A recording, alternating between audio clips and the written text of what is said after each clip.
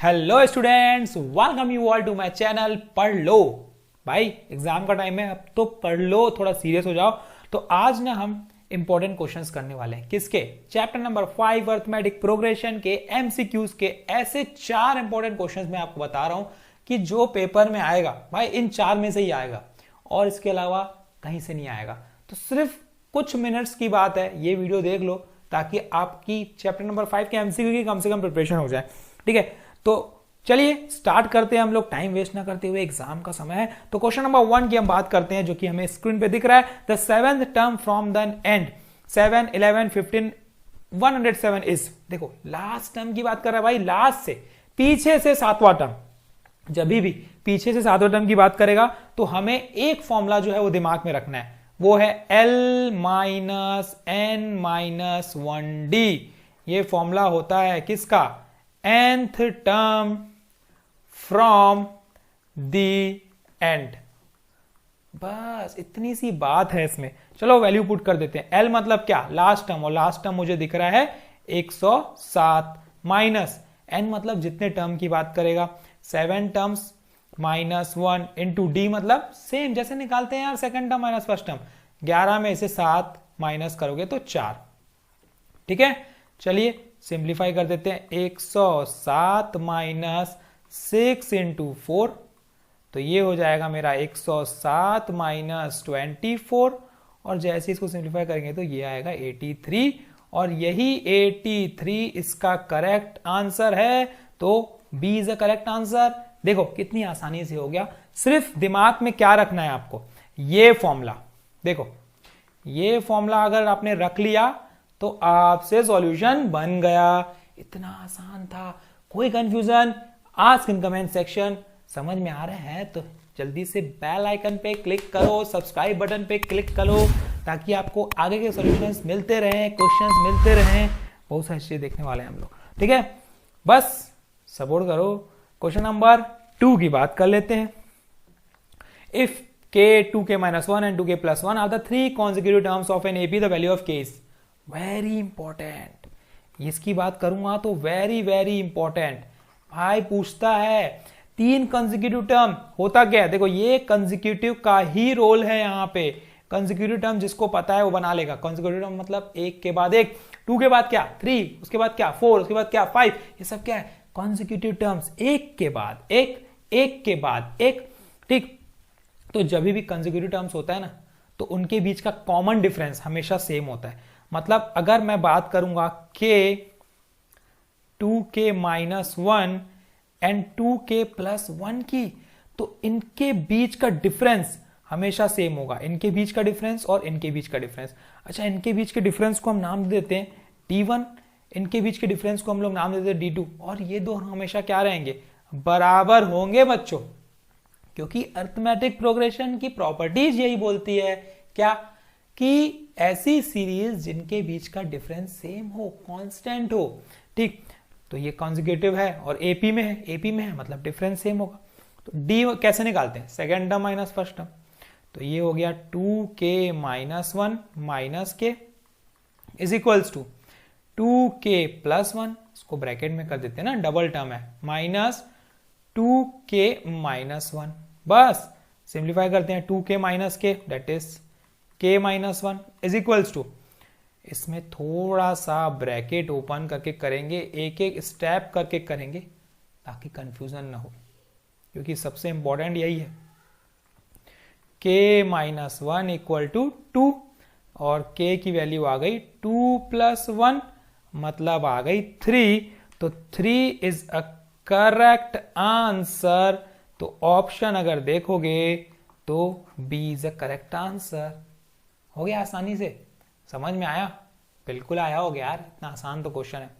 ठीक है, बढ़ते हैं हम लोग अगले क्वेश्चन की तरफ। बहुत ही बहुत ही सिंपल, फ्री के नंबर है भाई। The common difference of an AP. देखो एपी दिया है, कॉमन डिफरेंस निकालना है, और कॉमन डिफरेंस का फॉर्मूला हमें पता है, D is equals to A2 minus A1।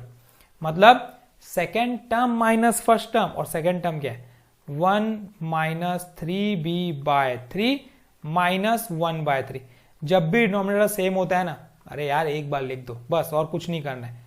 और ऊपर का टर्म एज इट इज उतार दो, ये 1 माइनस 1 कैंसल आउट, तो ये बना -3b/3, यहां से अगेन 3 कैंसल आउट, तो आंसर क्या आया -b।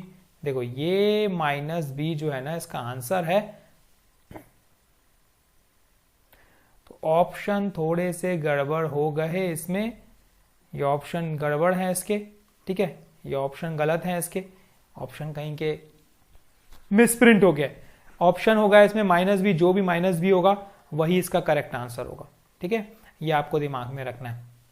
ये हो गया कंप्लीट। तो बढ़ते हैं हम लोग इसके लास्ट टाइप की तरफ, क्वेश्चन नंबर 4 है ना, इसी टाइप के क्वेश्चंस पूछेगा। देखो डिफरेंट थोड़ा सा चेंज कर देगा, वैल्यूज थोड़ी सी चेंज कर देगा, टाइप यही रहने वाले हैं, ठीक। अब जैसे मैं बताता हूं, next term of an AP, इसमें बोल दिया इसका जो नेक्स्ट टर्म है वो निकालो। देखो नेक्स्ट टर्म का मतलब जरूरी नहीं है नेक्स्ट टर्म ही बोले, आपको सीरीज दे देगा, बोलेगा 10th टर्म निकालो, बोलेगा 8th टर्म निकालो, रूट में ही रहेंगे, लेकिन टर्म जो भी बोला। अब नेक्स्ट टर्म का मतलब कौन सा हुआ, फर्स्ट सेकंड थर्ड फोर्थ ही टर्म तो हुआ ना, तो चौथा टर्म निकालना है, और चौथा टर्म निकालने का फॉर्मूला A4 = A + 3D। वैसे ही 10 टर्म बोल देगा तो क्या दिक्कत है, कोई दिक्कत है क्या, नहीं है भाई, निकाल सकते हैं। 100 टर्म बोल देगा तो कोई दिक्कत है क्या, नहीं है भाई, निकाल सकते हैं, क्योंकि जनरल फॉर्म पता है हमें, तो हम उससे कुछ भी निकाल सकते हैं। तो सबसे पहले थोड़ा अरेंज कर लेते हैं। A मेरे पास गिवन है √7, ठीक है, D है सेकेंड टर्म माइनस मतलब √28 माइनस √7, तो √28 को थोड़ा सा अरेंज अगर हम करेंगे तो ये मिल जाएगा मुझे 7 × 4 माइनस √7, और √4 क्या होता है 2, तो ये 2√7 माइनस √7, जब माइनस करोगे तो क्या मिलेगा ओनली √7, तो ये मुझे क्या मिल गया, A मिल गया। अब मुझे फाइंड क्या करना है, देखो मुझे फाइंड करना है फोर्थ टर्म, तो A4 A √7 प्लस 3 × D √7 कितना आया, √7 प्लस 3√7 डेट इज मिला के होगा 4√7, लेकिन आंसर तो हमें सब रूट में चाहिए, तो हम क्या करेंगे, इस 4 को अंदर ट्रांसफर करेंगे, लेकिन स्क्वायर करके, 4 × 4 16, अब 16 × 7, 7 6 42, 4 इसके पास कैरी, 7 और 4 11, 112, ये मुझे आंसर दिख रहा है 112 रूट। अब देखोगे इसमें तो D is the correct answer of this question, ठीक है। ये क्वेश्चंस इस तरीके के 4 इंपॉर्टेंट क्वेश्चंस देखे हमने, और यही क्वेश्चंस एग्जाम में पूछता है। एक टाइप और है जो मैं आपको बता देता हूं, जिसमें सम ऑफ n टर्म गिवन होगा,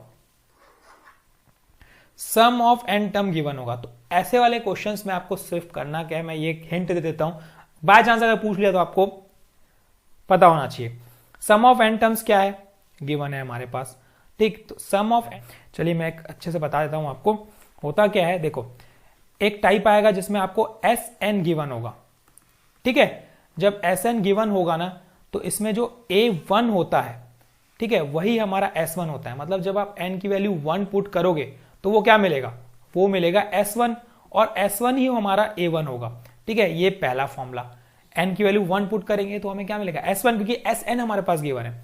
वैसे ही जब n की वैल्यू 2 पुट करोगे तो आपको क्या मिलेगा, वो मिलेगा आपको S2, ठीक। और जो हमारा A2 होता है, A2 वो होता है हमारा S2 माइनस S1, ये हमारा क्या हो गया, ये सेकेंड फॉर्मूला हो गया।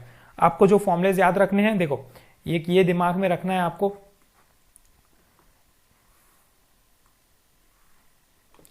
एक ये दिमाग में रखना है आपको, A1 = S1, दूसरा आपको ये दिमाग में रखना है A2 = S2 माइनस S1, और तीसरी चीज, अब A1 A2 तो मिल चुका है, तो D क्या निकालोगे, A2 माइनस A1, तो ये D मिल जाएगा यहां से। देखो है ना, बहुत आसान है, कुछ भी नहीं है। 3 फॉर्मूलेज दिमाग में रखने हैं, एक ये और उसके बाद तो ये यार पता ही है तुम लोग को। तो ये कब, जब Sn गिवन होगा, ठीक। तो ये 4 इंपॉर्टेंट क्वेश्चंस थे। अगर आपको समझ में आया तो हमारे चैनल से जुड़ जाइए, लाइक कीजिए, शेयर कीजिए अपने दोस्तों में, ताकि हर किसी की हेल्प हो। और कोई नीड है अगर आपको हेल्प की तो आप बिल्कुल पूछ सकते हैं, मैं आपका डाउट क्लियर करूंगा। तो thank you, all the best, keep practicing. कल हम फिर मिलेंगे एक नए चैप्टर के साथ, चैप्टर नंबर 6 के साथ।